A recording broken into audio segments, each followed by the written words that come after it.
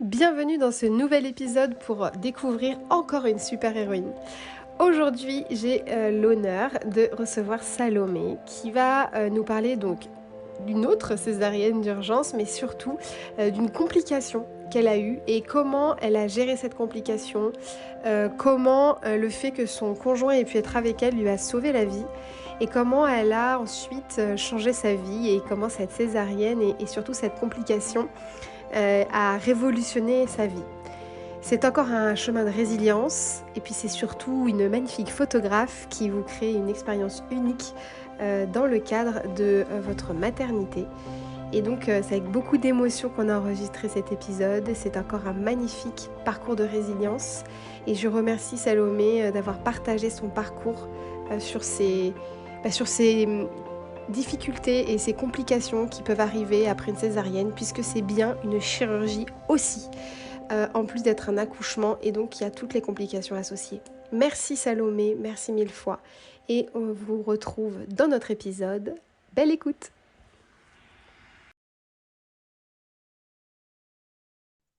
Bienvenue Salomé dans le podcast. Oui, merci Audrey. Merci de m'inviter aujourd'hui. Je suis très heureuse de te recevoir. Merci beaucoup pour ta confiance. Est-ce que tu veux bien te présenter pour nos auditeurs qui ne te connaissent pas? Oui, alors moi c'est Salomé, j'ai 29 ans. Je vis à Nantes avec mon mari et mon fils qui aura 2 ans mi-septembre. Je suis photographe spécialisée dans le monde de la périnatalité. Donc je fais notamment des photos de grossesse, d'allaitement, de nouveau-né, bébé, famille. Yes, et c'est comme ça qu'on s'est rencontrés du coup, Exactement. par les réseaux sociaux qui, malgré leurs défauts, ont d'immenses qualités, notamment d'avoir pu te rencontrer et découvrir ton travail. Hem, est-ce que, tu sais que le podcast parle de cicatrices, notre mantra Oui. c'est pas de cicatrices sans super héroïne, c'est pour ça que tu es là. Du coup, de quelle cicatrice tu veux nous parler aujourd'hui? Alors moi aujourd'hui, je vais vous parler de ma cicatrice de césarienne qui a aussi entraîné une cicatrice émotionnelle. Je pense que l'une ne va pas sans l'autre. Yes, et c'est vrai que, bah, on aime bien, pouvoir partager ici nos témoignages et puis voilà aussi, différentes histoires pour que chacune puisse aussi se dire qu'elle ne se sent pas seule et aussi un peu, bah, les tips ce que tu as pu mettre en place dans ton parcours et ta résilience. Est-ce que tu veux bien un peu nous expliquer, bah, dans quel cadre, s'est passée cette césarienne? Qu'est-ce qui s'est passé? Et comment est arrivé du coup, comment sont arrivées ces cicatrices dans ta vie? Alors la césarienne n'était pas prévue. Elle s'est décidée, quand le travail avait quand même, vachement avancé. Donc je ne sais pas si elle a eu une vraie raison cette césarienne, mais enfin, en tout cas, elle a eu lieu. J'étais ouverte à 8. Je pense que le travail était un peu long pour l'équipe médicale, donc ils ont décidé de m'envoyer au bloc pour faire la césarienne, qui s'est, pour le coup très bien passée, hein. Forcément, j'avais peur et j'étais pas du tout préparée à ça. Mais elle s'est bien passée, ça a été très rapide et plusieurs heures après cette césarienne, j'ai commencé à avoir des petites douleurs qui étaient au départ très gérables. J'avais prévenu le corps médical et ces douleurs, se sont, nettement accentuées jusqu'à être beaucoup plus douloureuses que les contractions de travail. C'était des douleurs qui venaient en fait du bas du ventre jusqu'aux épaules et c'était des douleurs, non-stop. Alors que les contractions de travail, elles vont, elles viennent et on sait pourquoi elles sont là, hein, au final. Mais ces douleurs-là, je ne savais pas pourquoi je les avais, je ne comprenais pas. Ça a duré un petit moment avant qu'on me prenne en charge. En fait, on m'a donné, des tonnes de médicaments, du simple, Doliprane, jusqu'à la morphine. Ah oui. Et ouais, jusqu'à en fait, ça a duré, je pense qu'elle avait un protocole, ça s'est passé en plus de nuit, donc elle a dû suivre un protocole pour me donner, toutes sortes de médicaments pour voir si ça atténuait la douleur. Rien ne fonctionnait, elle me disait de me mettre dans ma bulle, de prendre de l'air, de respirer. Sauf qu'en fait, j'étais complètement comprimée et je pouvais plus respirer. Je parlais comme ça, je pouvais plus respirer. Je lui disais comme ça que j'étais incapable Oh de la prendre de l'air, vache. comme pendant le travail, en fait, où là, on peut vraiment jouer sur la respiration pour Ouais, gérer bien ses sûr. douleurs. Mais Ouais, là, puis il y a des paliers. Il y a des paliers, alors que là, il n'y a pas de palier. c'est ça, c'était T'as pas vraiment des... sans répit. Ouais. Ouais. Et c'est donc c'est juste pour qu'on comprenne bien aussi par quoi t'es passé au niveau douleur et ton corps. T'étais entré en travail du coup, et Alors, ensuite t'as eu une césarienne d'urgence, c'est ça? c'est ça, oui, oui, pardon, Ouais. ouais. Non, En ouais, fait, d'accord. je suis rentrée en travail par un déclenchement. J'avais fissuré la poche Ah des os. oui, d'accord. Et le travail ne s'était pas lancé tout seul, donc ils ont fini par déclencher 24 heures après la fissure de la poche des os. Le décllenchement qui s'est plutôt bien passé, où j'ai réussi à gérer les douleurs pendant 4 heures avant de dire allez, stop, péridurale, même si j'avais comme projet de base d'avoir l'accouchement le plus naturel possible, hein. Mais au Ouais. final, rien n'a été naturel du tout. Euh, Au Oui, bout de mais si 4 tu heures, dis que ça s'est bien passé, tu vois, c'est vrai qu'on est, enfin tout, hein, on passe par là, mais si ça se passe bien, euh, tu vas nous dire comment tu l'as vécu, mais tu as l'air de dire que la césarienne, au final, s'est bien passé, que tu as été bien entourée. Euh, Tu souffres aussi, quoi. Donc à un moment donné, faut que tu puisses être soulagée et que ton bébé sorte aussi. oui, alors en fait, mon bébé allait très très bien, il gérait les contractions très très bien. J'avais été déclenchée à 22h45 et c'est le lendemain matin, pardon, vers 11h qu'on m'a proposé, enfin qu'on m'a proposé, oui, on peut le dire comme ça, on m'a proposé la césarienne. J'étais ouverte à 8 à ce moment-là et ils trouvaient que ça stagnait un petit peu trop longtemps pour eux. Pour la petite anecdote, quand on est parti au bloc, j'ai demandé à mon mari de retourner dans la salle de naissance où j'avais laissé mon appareil photo. Il y allait, il y avait déjà notre femme en plein travail installée dans la chambre. Donc, je pense que c'était un manque de place. Ah, Ouais. mm. Et donc, ouais, mon fils gérait très, très bien les contractions et ils m'ont proposé cette césarienne en me faisant un peu peur, enfin, nous faisant peur, en nous disant que je risquais une hémorragie interne si on partait pas en césarienne, mais Et qu'il n'y te- avait pas d'urgence non plus. D'accord. Et ils t'ont expliqué un petit peu le risque, c'était quoi ce risque d'hémorragie? Pourquoi il y avait un À risque? cause des contractions, ouais, que ça faisait déjà un petit moment, mais le travail n'a pas été si long que ça finalement entre sa naissance, enfin entre le début du déclenchement et sa naissance. Et à ce moment-là, tu sens quand ta contraction ou t'es complètement, t'es sur une péri assez dosée et du coup tu Euh, sens pas? non, je sens les contractions, d'autant plus que du côté gauche, le liquide ne coulait plus, donc je sentais tout mon côté gauche les contractions de travail. Ouais. Ok, ok, d'accord.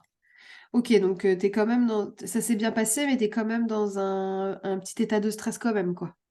Oui, oui, oui, oui. Et donc Bah oui, quand ouais, pardon. quand il nous parle, non, non, il n'y a pas de souci. Quand il nous parle d'hémorragie interne, forcément, nous, on ne s'est pas posé de questions. On a suivi ce qu'ils nous ont dit et on leur a fait totalement confiance. Ouais.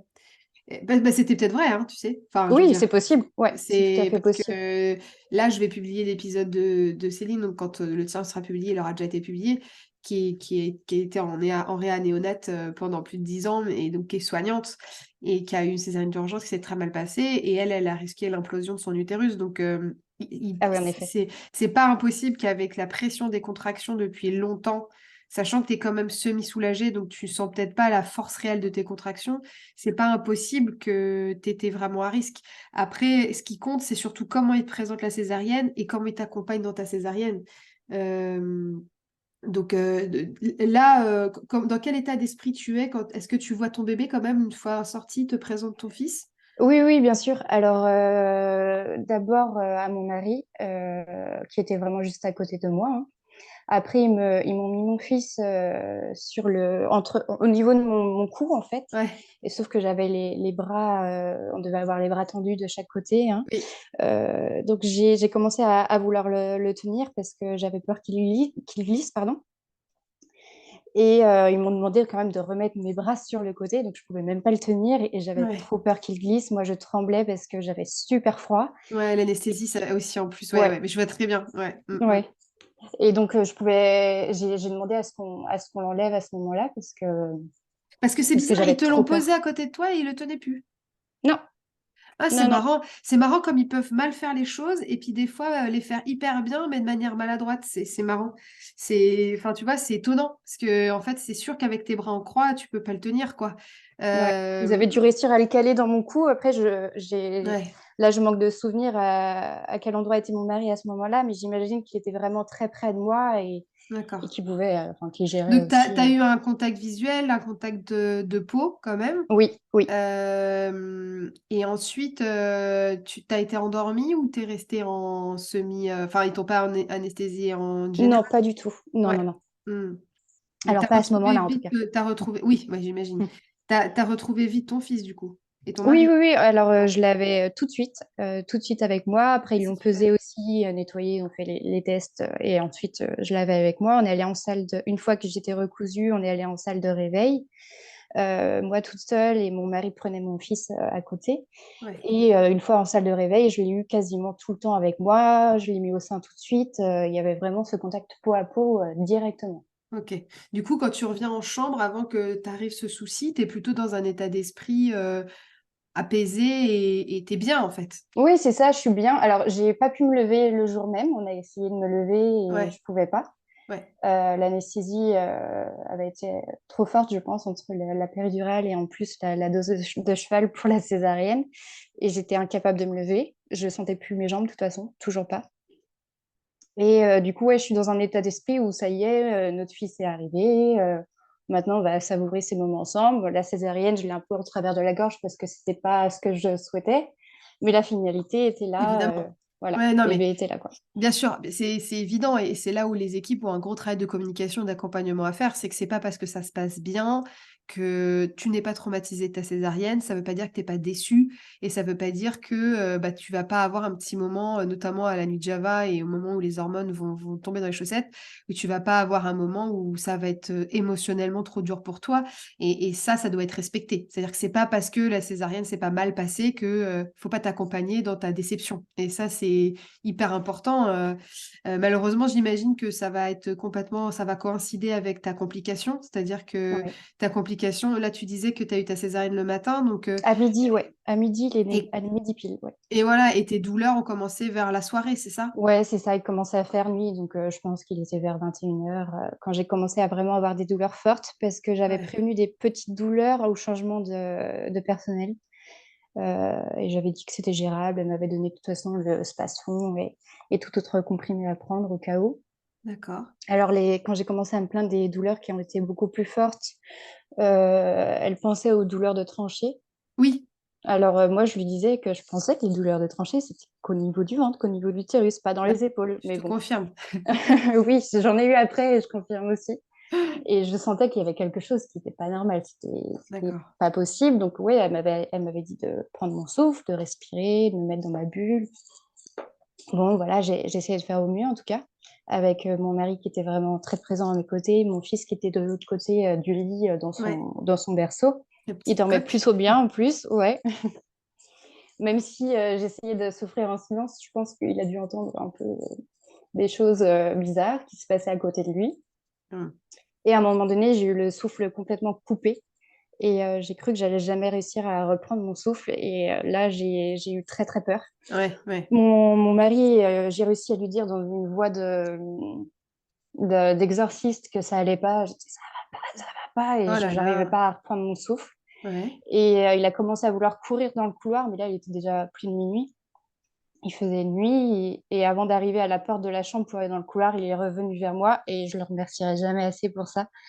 Et là, j'ai réussi à reprendre mon souffle. Et après coup, il m'a dit, de toute façon, je serais allée dans le couloir, j'aurais pas su où aller les chercher. Et il aurait été complètement paumé, quoi. Il préférait rester auprès de moi.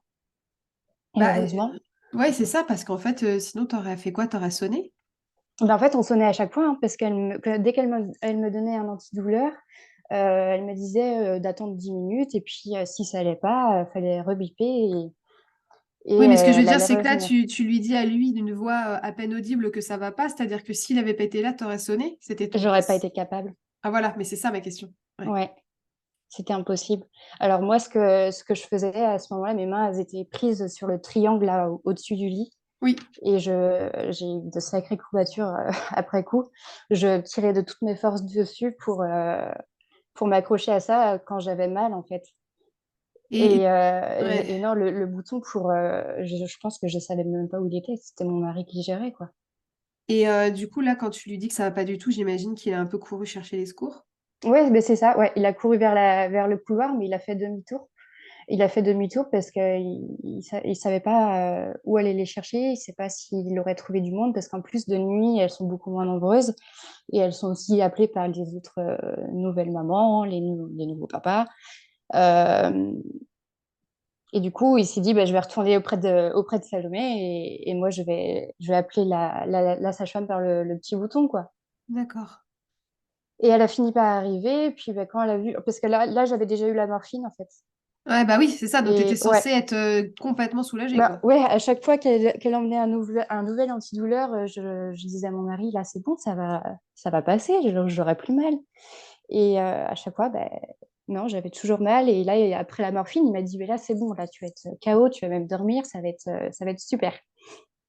Et en fait, heureusement que ça n'a pas marché, parce que sinon, j'aurais plus senti ce qui se passait et ça aurait pu mal finir. Bah oui. Ouais. Et du coup, donc là, elle est revenue quand elle a vu que la morphine n'avait pas fonctionné. Parce qu'elle m'avait donné d'abord un cachet de morphine et après, elle m'a même injecté de la morphine dans la cuisse. Ah la vache, d'accord. Et donc, elle m'a piqué après le bout du doigt et elle a vu que mon taux d'hémoglobine avait chuté sévèrement. Ah, tu faisais une hémorragie. Ouais, je faisais Hmm. une hémorragie interne.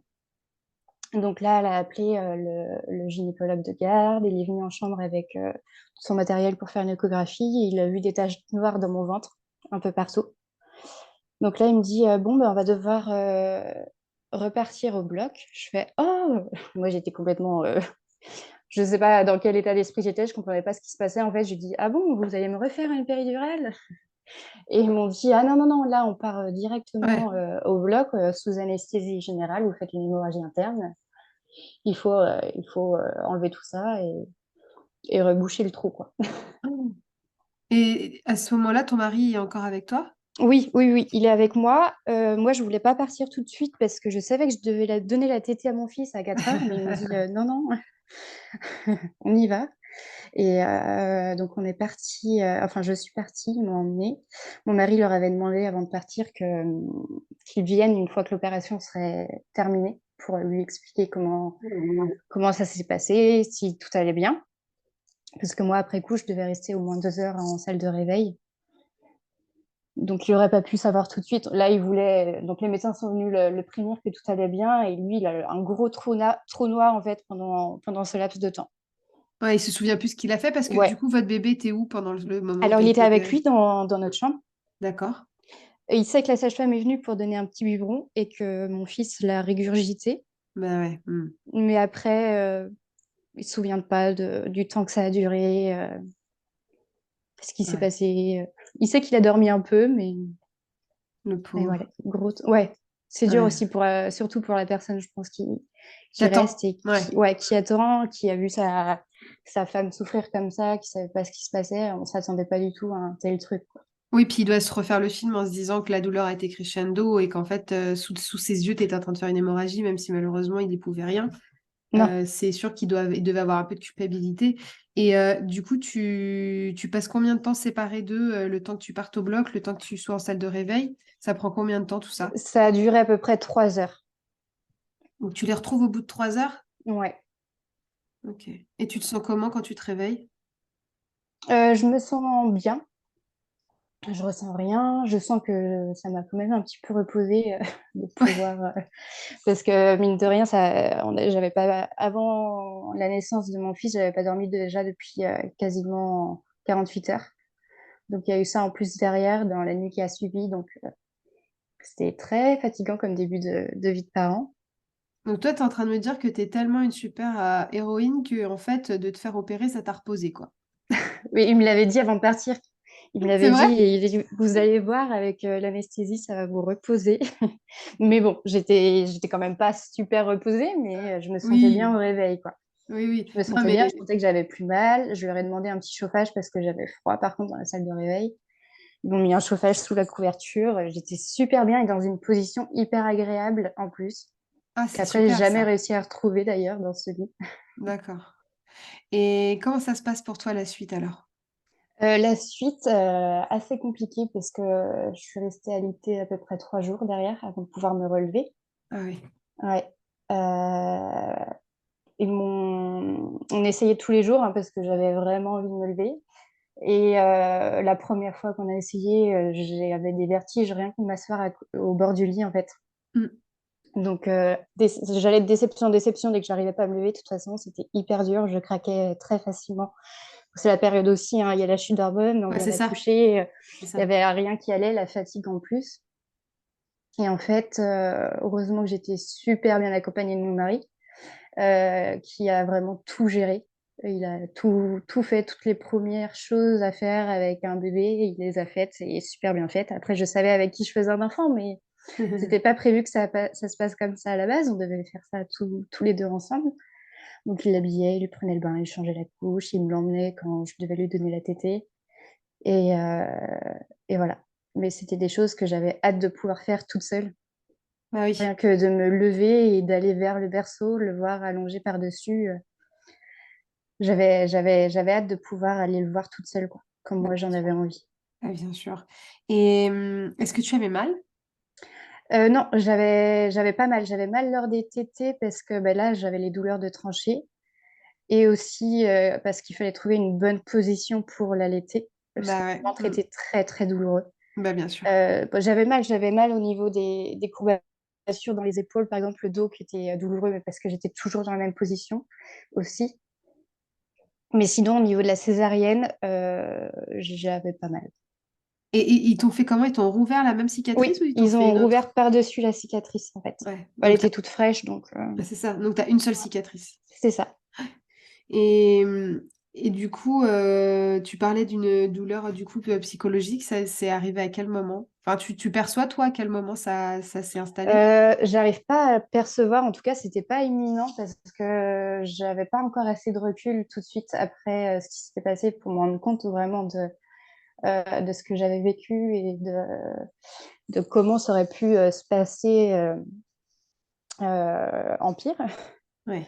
Euh, ouais, c'est après coup. Alors, on en parlait très, très souvent avec mon mari. Dès qu'on en parlait, je craquais. Euh, mais j'arrive pas ouais, à percevoir. En fait, j'ai commencé à un moment donné à faire beaucoup d'insomnie, à me refaire le film, alors que déjà mon fils ne dormait pas très, très bien les nuits, mais en plus, je faisais des insomnies. Je me refaisais le film, mais Ouais. aussi en imaginant comment ça aurait pu être mieux. Comme l'inverse, quoi. Comment ça aurait pu se passer différemment et ne pas voir mon fils grandir du tout, quoi. Est-ce que l'hôpital vous a proposé une aide psychologique? Alors, l'hôpital, non. Ma mère, oui. Ma mère m'appelait tous les jours en FaceTime. Alors moi, du coup, je trouvais que c'était pas le bon moment. Mais pour lui faire plaisir, j'ai demandé aux sages-femmes si je pouvais voir une psychologue à ce moment-là. Donc, il y en a une qui est venue en chambre la veille de notre départ à la maison.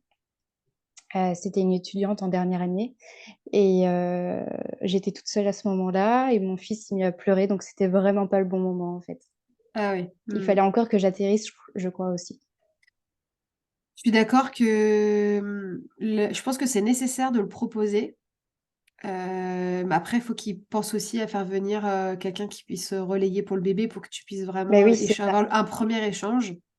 Mm, Mais ce qu'on observe quand même, c'est que c'est au moment de rentrer à la maison où ça va être le plus difficile au final, en fonction des parcours, et que mm, c'est là où absolument il faut que le parcours psy lâche pas la femme et vraiment l'accompagne les premières semaines. Et je dirais même que parfois il y a des femmes où ça se déclenche plus tard, le premier mois, deuxième mois. Et c'est vrai que c'est pas parce qu'on a vu quelqu'un à J2 et qu'on avait l'air d'aller bien qu'on va bien en fait. ouais. Euh, et du coup, tu vas revoir quelqu'un ou pas, en fait, finalement? Alors, pas tout de suite. En fait, moi, j'avais hâte de rentrer à la maison parce que pour moi, dans la chambre de la maternité, c'était la chambre de l'horreur, en fait. C'est là Ouais. où il s'est passé des choses terribles et je voulais plus y être du tout. J'avais hâte de rentrer. Et une fois rentrée, j'étais super bien dans mon cocon ici, juste nous trois. Euh, Et en fait, ce qui s'est passé, c'est que quand j'ai commencé à faire vraiment beaucoup trop d'insomnie, à me refaire le film, je me suis dit, il faut que... Ma grande sœur, en fait, elle est psychologue et je lui ai demandé si elle pouvait me faire une séance de MDR. Bah, bien sûr, super. Ouais. D'accord. Ouais. Et donc là, mon fils avait 8 mois quand même. Ah oui, d'accord. Ouais, ouais. Mais ça a été hyper bénéfique. Euh, Hyper, ouais. Franchement, en une séance, j'y pensais pas. Je pensais pas que ça pouvait être si efficace, mais ça l'a été. Et le fait que, parce qu'elle aura pu te le faire plus tôt, est-ce que c'est toi qui n'étais pas prête à le faire? Ou est-ce qu'elle elle a pas osé te proposer? Ouais, je pense qu'elle a pas osé me proposer. Après, elle est toujours à l'écoute hein, si j'avais besoin d'en parler. Après, j'en parlais pas forcément. En fait, comme je disais, quand j'en parle pas, ça va.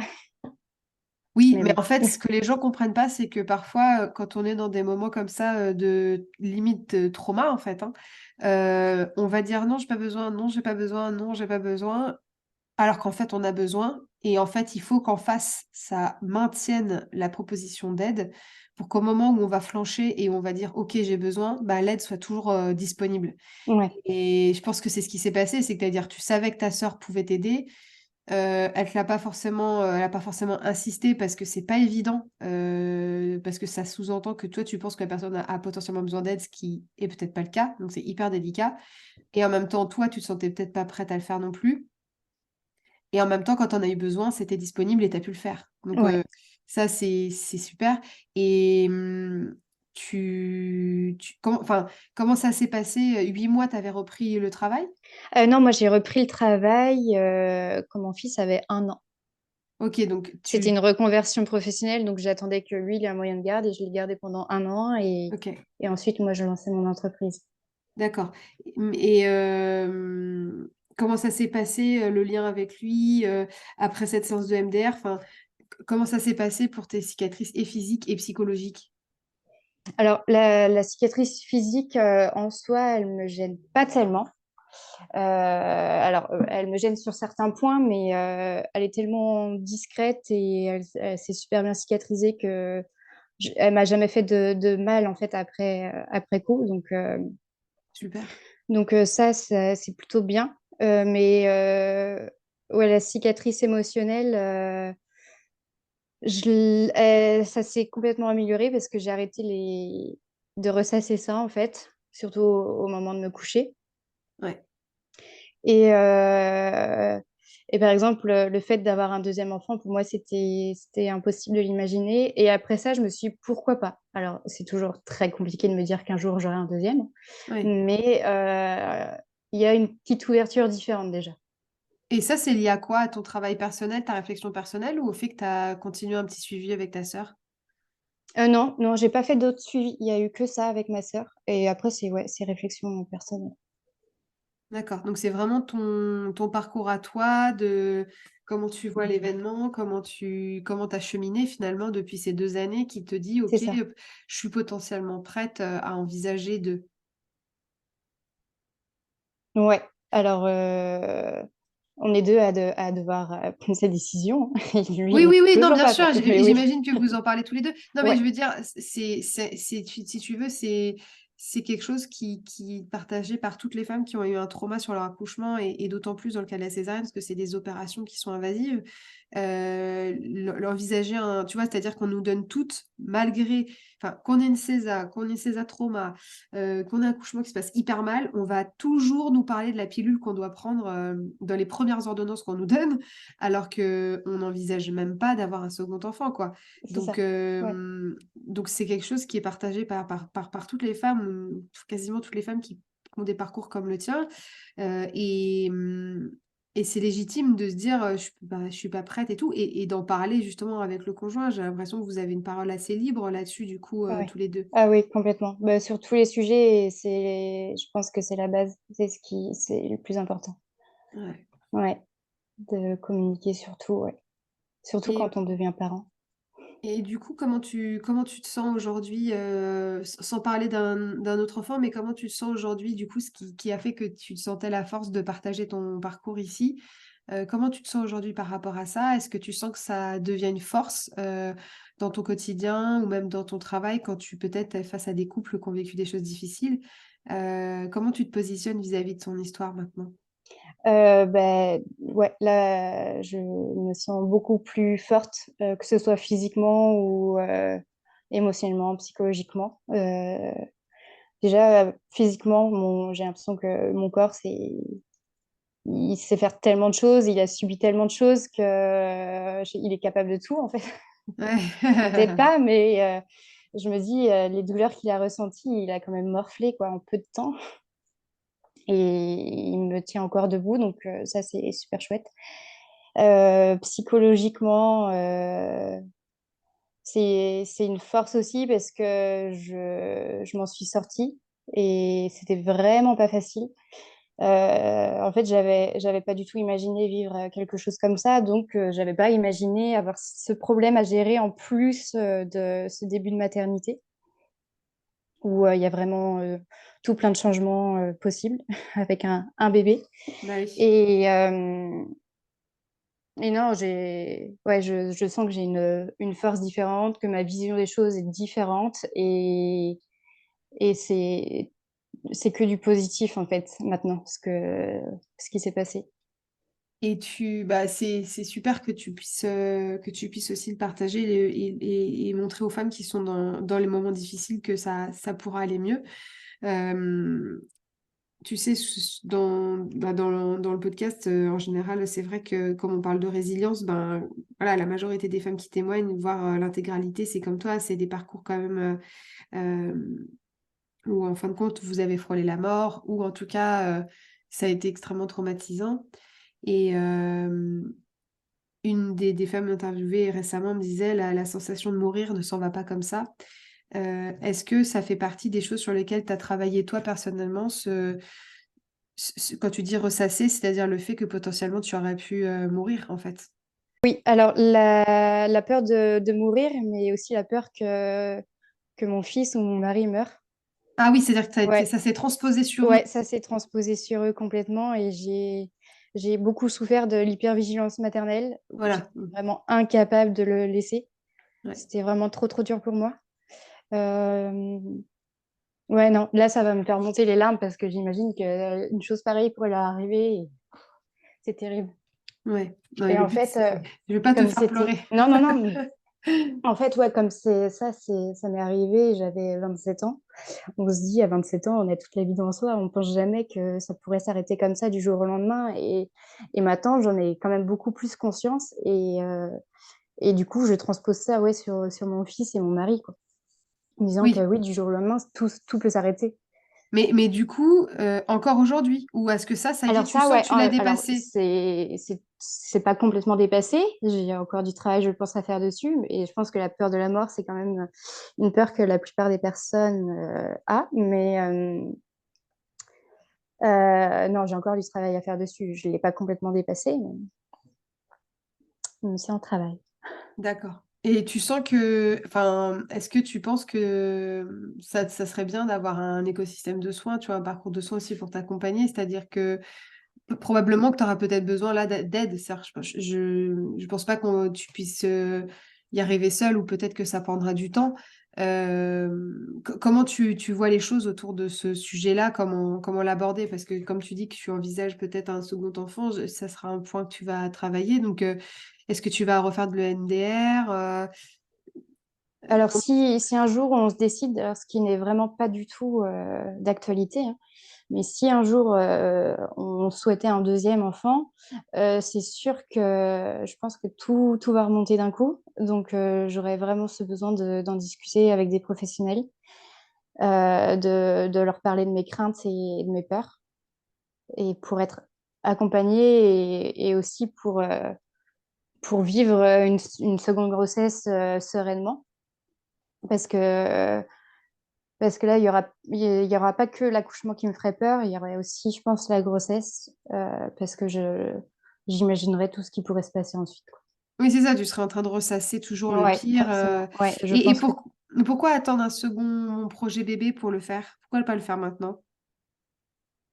euh, je sais pas. Je vous avoue que je sais pas. Parce Non, que non, la mais question se c'est. pose pas, donc je me dis, on laisse ça Non, comme ça. mais je fais exprès de te poser la question parce qu'en Ouais. fait, on se fait toujours passer après concevoir ton bébé en étant soulagé et entre guillemets «guéri» de cette peur, c'est important aussi. C'est-à-dire qu'il y a pas que la grossesse, il y a aussi, tout le projet dans son ensemble et quelque part, tu as le droit, c'est pas un luxe, tu as le droit de pouvoir prendre soin de toi maintenant, tu vois? Et Mmh. de mettre ça en place puisque en plus, tu sais que ça t'avait fait du bien, sur le coup donc tu y as le droit. Après, c'est un cheminement, quand on est des fois dans des moments difficiles, on s'autorise pas forcément tout de suite à prendre soin de soi ou à accepter de l'aide.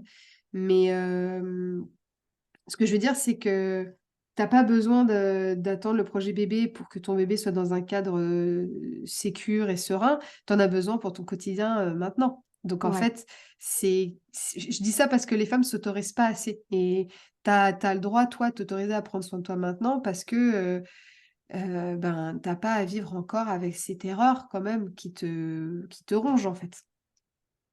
Ouais, non, tu as complètement raison. Je veux pas faire ma rabat-joie, mais si ça peut avoir un petit déclic. Voilà, j'ai régulièrement des messages sur notre communauté de patientes, de femmes qui osent pas en fait, demander à alléger leur charge de travail, à aller voir un psychologue ou en tout cas une thérapie, qui leur convient. Ça peut être de la sophrologie, de l'hypnose, de l'acupuncture, enfin tout ce qui peut convenir à soi-même. Alors qu'au final, si on en parle et si on le verbalise, c'est que potentiellement on est prêt à pouvoir prendre soin de soi et et autant y aller, quoi. Donc Ouais. je vais te faire des petits bottages de fesses réguliers. Alors Salomé, as-tu Y pris aller ou pas? rendez-vous? Et après tu vas me bloquer. Non mais voilà, en tout cas, c'est hyper intéressant parce que, on voit que, bah, que tu as fait preuve d'une résilience incroyable, que tu as su finalement te faire aider assez vite, pour passer un premier palier finalement de bien-être et de convalescence et de guérison quelque part, Mmh mh. de cicatrisation, mais que c'est pas complètement la plaie est pas complètement guérie, quoi et c'est bien aussi, de montrer à des femmes, tu vois, justement, qui hésitent à prendre ces rendez-vous pour prendre soin d'elles que c'est pas un luxe, c'est pas une option, c'est si c'était une amie qui est à votre place, est-ce que vous lui diriez pas tout de suite: «Ah vas-y, prends les rendez-vous et prends soin de toi tout de suite». Tu vois? Ouais, si, si, complètement. Tu vois, si Après tu moi, je suis as, du genre à fais ce que je dis et pas ce que je fais, ah mais bah oui, mais on est toutes comme ça. bah oui. On est Mmh. toutes comme ça, mais justement, c'est voilà, tu me diras ce que tu décides de faire. Ouais. Donc sans parler de cette suite de soins, on va dire, que tu vas mettre en place, qu'est-ce qui t'a le plus aidé, dans cette convalescence? Alors, il y a la séquence avec ta sœur de MDR, ça, c'est important d'en parler parce que ça Ouais. marche très bien le MDR. Ouais. Je vous remettrai dans les ressources, l'épisode avec Léa qui a eu une césarienne, sans anesthésie et qui a utilisé le MDR pour, guérir de ses traumas. Donc, Mmh je mh. le mettrai dans les ressources et on va avoir sur le site aussi, notre site internet, la fiche, cicatrice et psychologue qui va être bientôt en ligne où pareil, on reparle de l'EMDR, on met en ligne, vous aurez aussi accès, tu sais, à la grille, officielle de pré-diagnostic, de trauma qui te permet de te situer un peu, de te dire: «Ah oui, en fait, je vais pas bien et il faut que je consulte». Donc il y aura tout ça Mmh. qui sera disponible.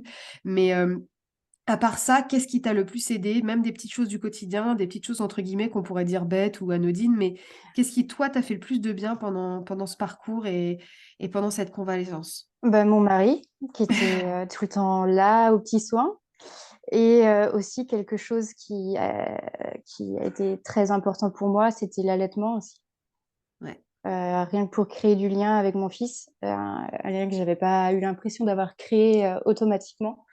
Hem Et pour rattraper, ce temps perdu à la maternité aussi où j'ai pas pu être près de lui comme je l'aurais souhaité et ouais, l'allaitement, heureusement que ça a fonctionné parce que sinon, ça aurait été bien pire, je pense, pour moi, pour me remettre de tout ça. D'accord, d'accord. Ah oui. Quand j'avais fait le petit sondage justement sur, est-ce que vous pensez que pouvoir mettre en place l'allaitement peut sauver psychologiquement les femmes? Toi, tu dis oui à 300 quoi. Ah ouais, complètement. Après, c'est vraiment, en fonction de chacune, hein. Il y en a Ah oui, oui, qui non, non, mais voilà, bien mais sûr, bien moi, sûr, bien comme sûr. ça me tenait à cœur, de pouvoir allaiter, je le souhaitais en tout cas et ça a fonctionné malgré tout, malgré la grosse perte de sang. Elles étaient même étonnées à la maternité que j'ai une montée de lait aussi rapidement. Ah, c'est super. Ouais, et du coup, ça a pu se mettre en place parfaitement et on a même fait un allaitement long jusqu'à 20 mois. Ah, Donc c'est beau, ouais, super. donc c'était top ça. Ça Ah, m'a super. vachement aidé. Ouais. Non, mais bien sûr, attention, on parle de femmes qui souhaitent allaiter, mais quand on Oui, a le souhait d'allaiter et qu'on a une césarienne d'urgence ou un accouchement traumatique, le fait d'avoir une aide à la mise en place de l'allaitement aide psychologiquement les femmes, exactement comme tu l'as dit, cette sensation ouais. de rattraper, de recréer du lien, d'avoir quelque chose de naturel avec son enfant. Et tu as été bien accompagnée du coup à la clinique, ils t'ont bien accompagnée pour la mise en place de l'allaitement à Alors, l'hôpital, pardon. elles m'ont proposé différentes positions par rapport aux douleurs que je pouvais ressentir quand je me mettais dans la position classique de la Madone. Oui, Donc, elles m'ont proposé d'essayer en ballon de rugby. Alors, c'était pas oui, toujours évident, surtout quand c'est la première fois qu'on met un oui, bébé à son sein, mais ça s'est bien passé comme ça au début. d'accord. Et quand même, assez rapidement, j'ai réussi à le remettre en position Madone pour l'allaiter. Et t'as Euh, pas essayé allongé? alors, allongée, j'ai essayé plus tard sur le côté parce qu'en fait, être allongée sur le côté, je ne sais pas si c'est comme ça pour toutes les mamans césarisées, mais en tout cas, moi, c'était hyper douloureux. Ah Euh, ouais, non, c'est et pas je pareil. sais, Ouais, ouais, ouais, ouais. c'est peut-être à cause de l'hémorragie après, Ouais, mais en ouais. tout cas, le fait que bah, le ventre, juste après l'accouchement, est encore un peu bombé et Oui, tout oui, mou. oui, oui, oui, Mais le oui. fait d'être allongé sur le côté, il tombait sur le côté et c'était très, très douloureux pour moi, en fait. Ouais, ouais, non, bien sûr. Après, c'est parce qu'elles t'ont pas accompagné sur la position, parce qu'en fait, tu as une technique pour mettre le coussin d'allaitement sous le ventre, justement, pour qu'il soit maintenu et que tout en ayant bébé contre toi, enfin, il y a toute une petite installation que tu peux faire pour justement pas avoir ton ventre qui tombe, comme tu dis, entre guillemets. Et ça dépend évidemment, de toute façon, les positions d'allaitement et tout ça, c'est femme dépendant, ça dépend de Oui, chaque femme. Mais c'est vrai que parfois, puis alors c'est pareil, il faut pas avoir un bébé qui a des reflux parce qu'elle était allongée, enfin bref. Donc, oui. mais c'est vrai que les positions d'allaitement, le fait qu'elle te propose des positions d'allaitement, c'est déjà pas mal. Mais, et elles t'ont donné des petits tips pour le retour à la maison, par exemple, si jamais tu as des engorgements ou quoi, parce qu'a priori, tu avais plutôt une bonne lactation. Ouais, alors non, elles m'en ont pas parlé. Quand j'ai eu la montée de lait, je leur ai demandé un tire-lait parce que c'était vraiment ouais, c'était prêt à exploser, quoi.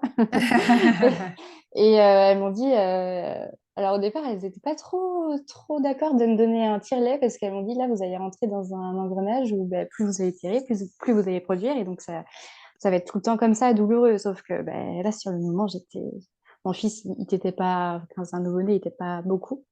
Il remplit vite son estomac et là, il fallait juste que je vide mes seins un minimum.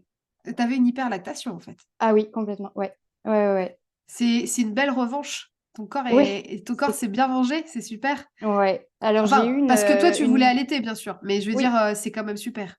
ouais. J'avais eu une transfusion de sang, du coup, moi, 2 jours après l'hémorragie. Ah, quand même. Ah oui, Ouais, ouais, ouais, d'accord. ouais, ouais. J'ai dû être transfusée d'un culot de sang. Ah ouais. Et c'est la nuit qui a suivi que j'ai fait ma montée de lait. Alors, est-ce que c'est un lien? Je ne sais pas, mais en tout cas, ça a dû contribuer à la montée de lait D'accord. Ah, pour c'est enfin, intéressant. d'avoir été rechargée en Je sang. demanderai aux professionnels du board ce qu'ils en pensent. C'est Ouais. hyper intéressant. Ouais. Et du coup, quand tu es rentrée, ton allaitement, ça s'est bien passé. Enfin, t'as pas rencontré trop de difficultés. Non, non, un peu d'engorgement, mais je réussissais à vider mon sein même sans tire-lait en fait. D'accord. Parce que j'ai perdu le nom, mais quand mon sein était engorgé, il coulait en jet en fait tout seul, souvent. D'accord. Ça a un nom, mais je l'ai perdu maintenant que j'allais plus. Et Tu veux du dire que coup, t'avais quoi, des réflexes oui, c'est d'éjection? ça. Ouais, j'avais D'accord. des réflexes d'éjection forts, pardon. D'accord. Et donc, quand j'avais les seins bien engorgés devant un récipient ou même devant l'évier, j'arrivais à enlever l'engorgement du sein. D'accord. Ah, c'est super. Et donc, Ouais. tu te rends compte?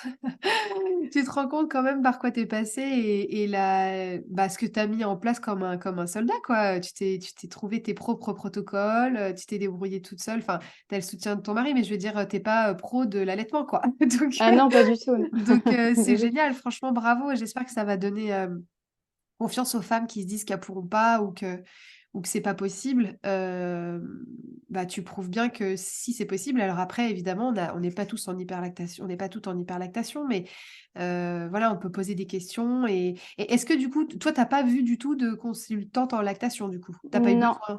Alors, non, j'en ai vu une quand mon fils avait 6 mois, mais parce qu'il faisait beaucoup de régurgitation. Non, il avait D'accord. même 4 mois quand je suis allée la voir. Il régurgitait beaucoup. Et donc, on m'avait parlé d'un possible frein de langue, par exemple. Alors, je voulais juste vérifier ça avec elle, mais on n'a pas parlé allaitement à ce moment-là. On vérifiait juste les freins de mon fils. Ok. Et au final, il avait frein? Non, De toute non, façon, non, tout s'il avait allait eu bien. des freins, t'aurais eu mal, hein, donc... Bah ouais, ouais, ouais, c'est ça. T'aurais eu mal et il y aurait eu un bruit de langue, enfin il aurait avalé de l'air, enfin bref, c'est tout un truc, donc tu Mm. l'aurais su. Et les régurgitations sont passées au final. Elles sont passées quand il avait 7 mois, quand il a tenu la position assise de Ouais. lui-même, en fait.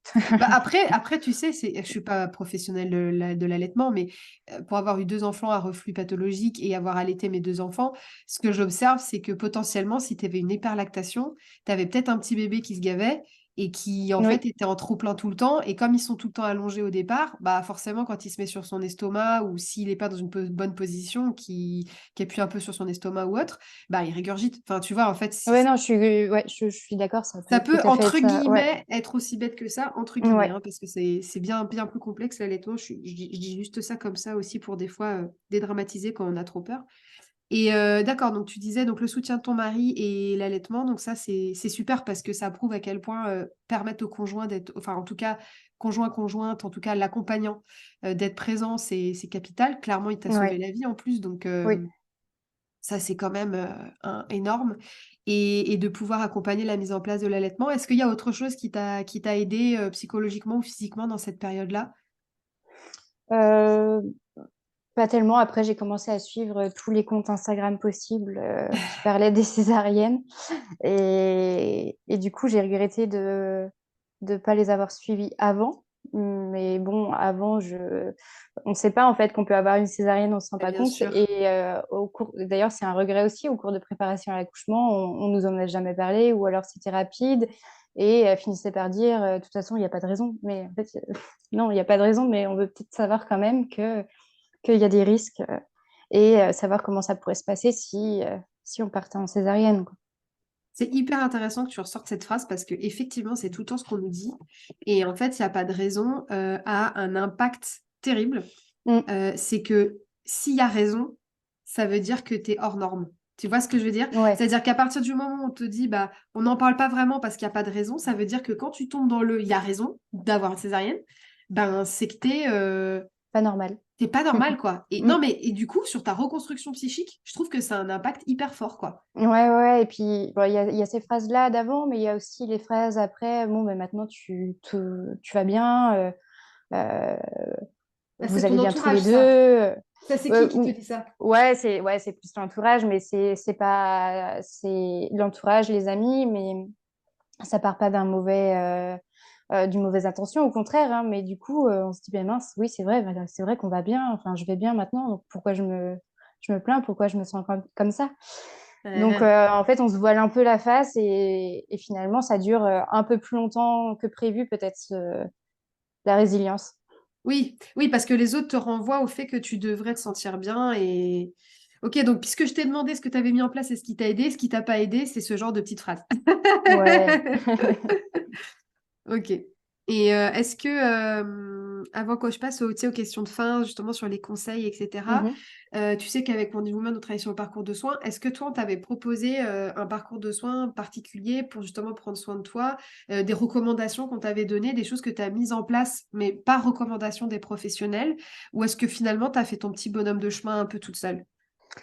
J'ai plutôt fait seule et après, j'ai des amis, alors euh, un qui est kiné, qui m'avait conseillé d'aller voir un kiné qui était spécialisé dans les massages pour la césarienne. Ah, Et merci, ami aussi, ouais. kiné. Bah, sinon, oui, sinon, je ne savais pas que c'était possible. Et il m'avait aussi dit de faire, après la rééducation du périnée, de faire aussi la rééducation abdominale. Et ça, pareil, je Super. pense que j'aurais pas eu l'idée toute seule. Et du coup, c'est lui qui m'avait dit de faire ça. Parce que D'accord. il avait aussi dit à sa femme de le faire, hein. Elle avait accouché par voie basse, mais bon, peu importe, hein, tout le monde doit le faire. Ok. Donc voilà. Mais ça, c'est super et merci de le redire. Du coup, puisque tu prêches la parole de ton ami kiné, on ne dira jamais assez que oui, quand on a une césarienne, on fait quand même une rééducation périnéale parce qu'on a Mm. quand même porté le bébé, que potentiellement on est entré en travail avant, Ouais. donc on a besoin de vérifier que tout va bien, que potentiellement certaines femmes ont même poussé avant, donc il y a des Mm. potentiels risques aussi de prolapsus, etc. Donc il faut quand même vérifier que tout va bien, que la réduction abdominale est nécessaire et de se faire masser. Ouais. Masser la césarienne à cicatrice, mais pas que. Masser, je dirais, toutes les parties du corps qui peuvent être douloureuses pour ensuite permettre une bonne mobilité. Tu vois, par exemple, tu parlais de tes douleurs au dos et aux épaules. Est-ce que du coup, tu t'es fait masser après pour un petit peu te débloquer? Non, pas du tout. Ouais, mais tu vois, ça, c'est un truc qui devrait être. Tu vois, on aurait dû dire direct, bah écoutez, voyez un ostéopathe spécialisé, tu vois, qui va revérifier votre bassin, qui va revérifier vos épaules. A priori, tu t'es quand même pendu au truc pour te soulager, donc Ah tu oui, t'es quand même. complètement. Tu Ouais, vois, ouais. et Après, je suis allée voir un ostéo parce qu'il me suivait pendant la grossesse et puis j'avais emmené mon fils le voir. Donc, une ou deux semaines après, j'étais aussi allée le voir. Et, euh, et pour lui, il y avait pas trop de séquelles à la suite de ce qui s'était passé. oui, oui, mais disons Mm. qu'en plus de tes autres douleurs, si tu peux t'éviter de te bloquer le dos, c'est bien, Ouais, quoi. ouais, c'est sûr. C'est sûr. Accessoirement. Ok, et donc du coup, pour terminer les petites questions de fin, donc là, on a un peu parlé de ce qui t'avait aidé, mais si tu avais là demain une amie qui avait une césarienne qui se passait pas très bien, ou même si elle se passait bien, quels sont les trois conseils que tu lui donnerais? De parler, à qui elle le souhaite. Mais bon, en premier lieu, peut-être à son partenaire. Et puis après à moi aussi, hein, parce que moi j'écoute tout ce qu'on me dit et je juge pas du tout. Et ouais, parler, s'écouter aussi. Et si elle sent qu'à un moment donné, elle en peut plus physiquement, émotionnellement, il faut qu'elle s'écoute à fond pour justement en parler ensuite et se faire aider. Et autre conseil, de laisser le temps au temps aussi pour que son corps se remette de tout ça, quoi. C'est clair, c'est clair. Mm. Et c'est dur Profiter à de son bébé à accepter. fond. C'est dur hein, d'accepter le temps. Il effacera pas tout, mais si on met en Non, place un petit protocole pour prendre soin de soi, faut faire confiance à ce moment-là au temps parce que tout ce qu'on met en place peut vraiment aider, quoi. ouais. Ok. Et avant d'avoir ton dernier mot de la fin, j'aimerais quand même que tu nous dises deux mots sur. Alors, t'as pas l'avant-après parce que tu n'étais pas photographe avant, mais est-ce que tu penses que ton expérience a apporté à ton travail de photographe en maternité? Ouais, complètement. Alors, euh, de toute façon, en fin de grossesse, j'avais cette idée de changer de boulot et de me lancer en tant que professionnelle dans la photographie, parce que ça a toujours été une passion. Et la maternité nous fait voir les choses complètement différemment. Donc, la spécialisation, de toute façon, elle était claire et nette dans ma tête. Après, c'était à ce moment-là juste un projet. Alors peut-être que si j'avais eu un accouchement, enfin l'accouchement de mes rêves, en tout cas, peut-être que ce serait resté juste un joli projet et qu'il n'aurait jamais vu le jour. Ah, Alors, d'accord. on ne sait pas, je ne sais pas, hein, on ne saura jamais. Mais en tout cas, avec ce qui s'est passé, je me suis dit, bah, si je ne le fais pas maintenant, je ne le ferai jamais. Et justement, en me disant que la vie pouvait être plus courte et que maintenant, j'avais pas envie de continuer à faire des choses qui ne me plaisaient pas. Et au contraire, du coup, me lancer dans quelque chose qui me ressemblait et que j'aimais, quoi. Ouais, t'as eu Être proche plus. des gens, des gens qui viennent d'avoir des enfants ou qui sont sur le point d'avoir des enfants et garder et de faire en sorte qu'ils gardent des souvenirs de ces moments plutôt éphémères, en fait. Oh, tu vas me mettre les larmes aux yeux là. Oh. Euh, Non, parce qu'en fait, c'est. Alors, c'est très intéressant. Je pensais pas que c'était ça ta réponse. Donc, ce qui est très intéressant, c'est que tu as eu cette pulsion de vie qui fait que tu t'es lancée, en fait. Ouais. Donc, ça, c'est super intéressant. On remarquera hein, que on est beaucoup. Mm. Wounded Women existe parce que j'ai ma césarienne d'urgence et que j'ai décidé d'apporter aux femmes à la fois enfin, un conseil info et une lingerie confortable et ce podcast. Mais c'est Mm. lié à ma césarienne et donc voilà. Donc J'ai envie Il de y a du dire que positif quand et même. voilà, c'est ça. On transforme l'essai, mais je pensais pas que tu allais me répondre ça. Du coup, c'est hyper intéressant. C'est plutôt sur ta deuxième partie de réponse où ça m'émeut quand tu dis de permettre aux parents de garder des souvenirs de ces moments éphémères.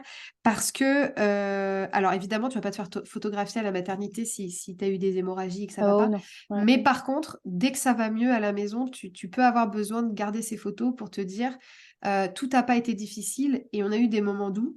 Et que tu as aussi droit à tes photos de maternité où tu souris et où t'es bien. Tu vois ce Ouais. que... Et ça, je trouve que c'est formidable. Et ma question, c'était aussi, est-ce que par rapport à ton vécu, euh, ta façon de photographier, ta façon d'être avec les personnes a été impactée? C'était ça aussi que je voulais te demander.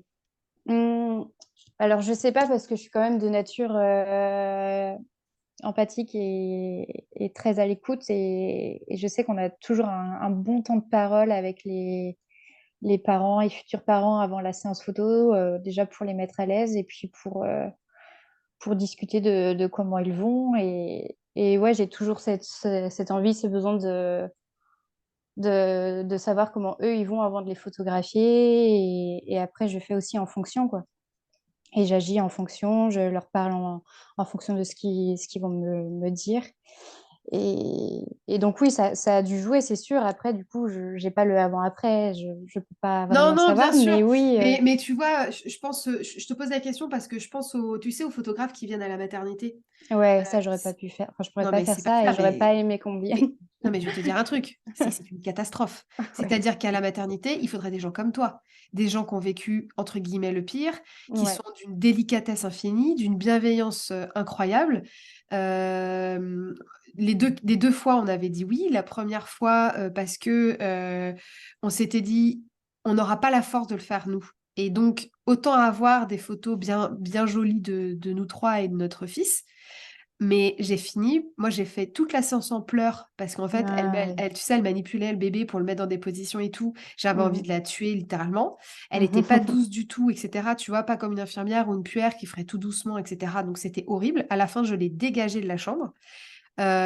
Et après, ça a fait quand même des photos très jolies et qu'on a d'ailleurs offert aux grands-parents et tout. Mais si tu veux, je l'ai très mal vécu. Et finalement, pas parce que c'était trop tôt, tu vois, parce que c'était le jour de la sortie. C'est juste que la personne n'était pas du tout adaptée, quoi. Ouais, donc peut-être pas formé non plus au posing Pas des du tout. bébés. Non, mais non, Ouais. mais pas formée à être auprès d'une mère qui a failli mourir, en Oui, fait, ouais, tu vois, ouais.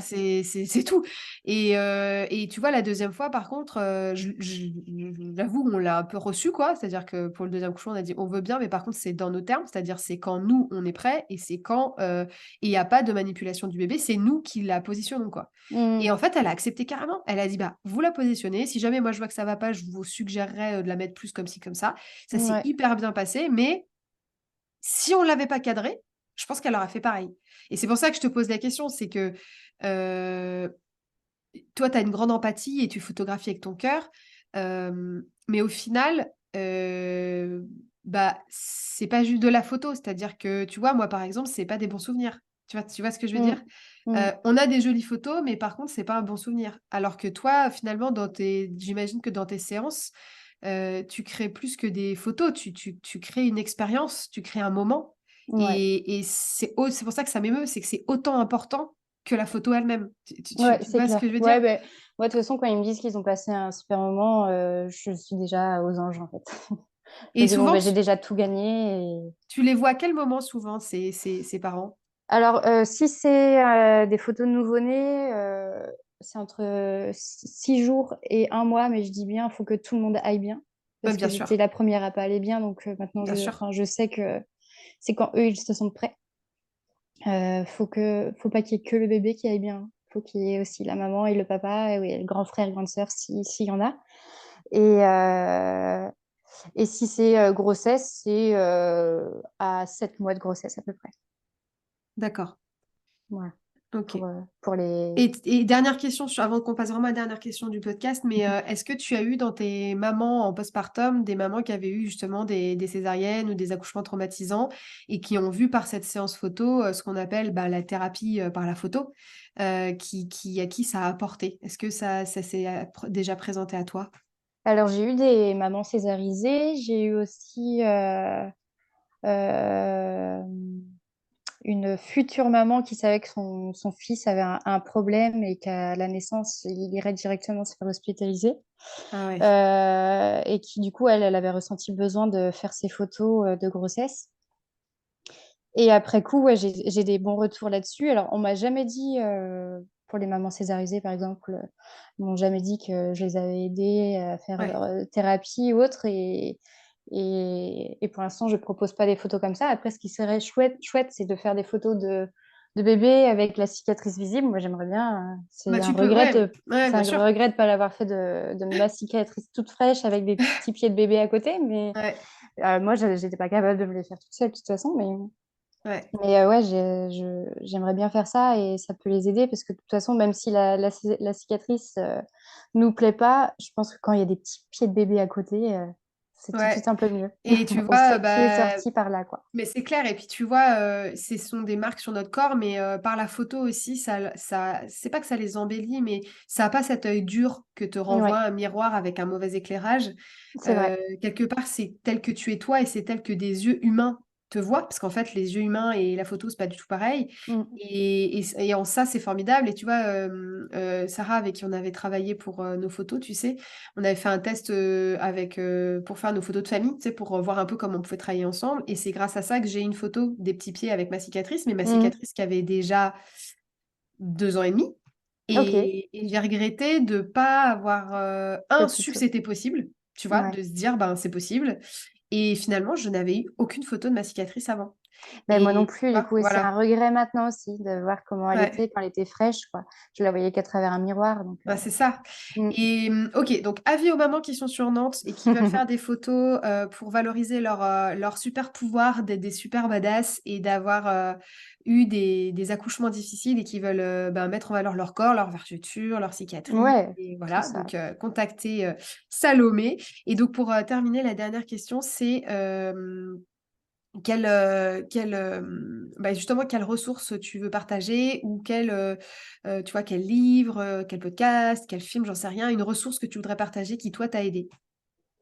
Alors moi, c'est plutôt sur Instagram, du coup, Maman Césarisée, un compte Yes. Instagram que j'ai suivi après, où il y a plein d'infos sur la césarienne, des conseils. Voilà, c'est hyper bien.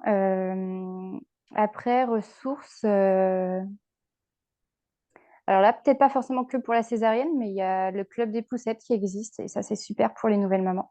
Ça, c'est sur Nantes. C'est... Alors, pas que. Non, il y a dans toutes les villes, enfin toutes les grandes Ah, les villes de clubs des France. poussettes, c'est Eve Ouais. Simonet.